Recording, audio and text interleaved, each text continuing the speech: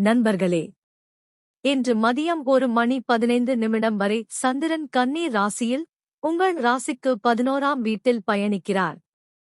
இதனால் காலை நேரத்தில் லாபம், நல்ல செய்திகள், நண்பர்கள் மூலம் ஆதரவு கிடைக்கும்.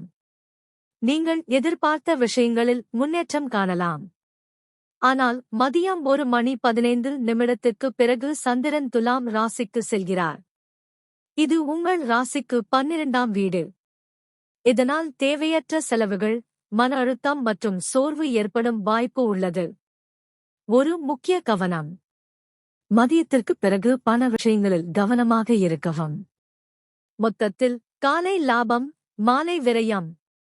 இன்றைய தினபலன் உங்களுக்கு நல்ல பலன்களை தரட்டும் என்று யாம் எல்லாம் வல்ல இறைவனை மனமார வேண்டுகிறோம்.